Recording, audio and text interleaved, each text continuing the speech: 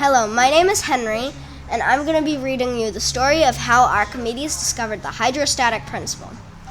A long time ago in the year 247 BCE lived a ferocious king called Hero. He was a tall, muscular man whose skin was dark tan because of all this time he spent outside at war. Now he returned from war and became king and defender of the Greek city-state of Syracuse on the island of Sicily. He loved the gods because he believed that his victories had been made by the gods. He wanted the finest crown to be made of gold for the gods. One day he went to an ugly stone house with moss growing on it. When he stepped in, it felt like the earth had gone too close to the sun.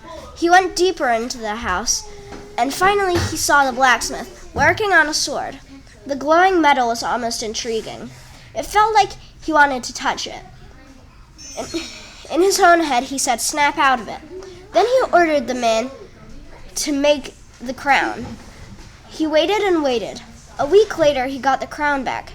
The glamorous gold was shining in the sunlight. Later that week, King Hero heard rumors about gold,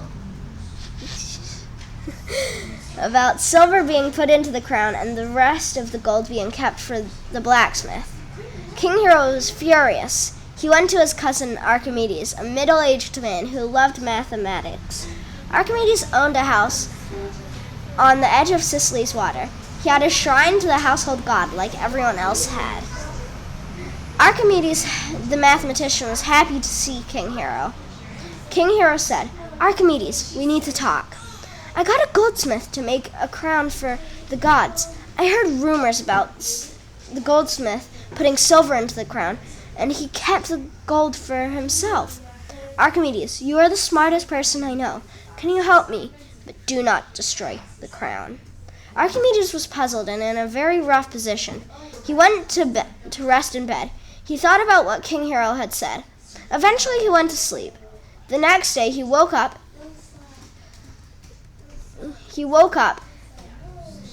and went to the gleaming marble pillars in front of the bathhouse. Across the road.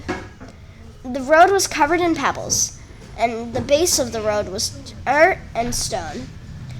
He entered the marble bathhouse, and he saw naked men and a colossal pool. He jumped in the pool and realized that the water came out as he did it. Again and again, the same thing happened. "Eureka!" Archimedes shouted. In Latin, that means "I have found it." He thought that if a solid object goes into a liquid, because of density and volume, it dispatches itself and replaces itself with that object. Because he was heavier than the water, it got replaced with the solid object. He ran home forgetting to put his clothes on. Now he knew that density and volume existed.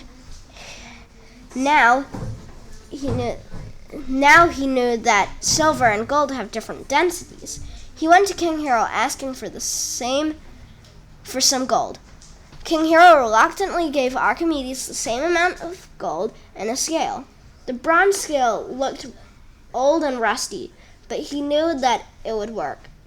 As he walked home, he wondered if the goldsmith had not cheated King Hero. What would King Hero do? Apologize? No, King Hero would not do that. If the goldsmith had cheated him, the king would lock him up until he starved to death. When he got home, he felt like he had walked across the flat earth, but he had to get to work. He put down the materials on the old wooden table and got to work. He put the crown on first, then the gold. At first they were equal. It tipped a little towards the crown. Archimedes ran back to King Hero's house. As he ran, he felt the wind rushing across his face. Archimedes, out of breath, came to King Hero and bent over. "King Hero, the goldsmith did cheat you." Then Archimedes passed out cold on the floor. King Hero locked up the goldsmith, and the goldsmith starved after 7 days. King Hero got a trusted goldsmith to make the crown, and he put the crown on the statue for the gods.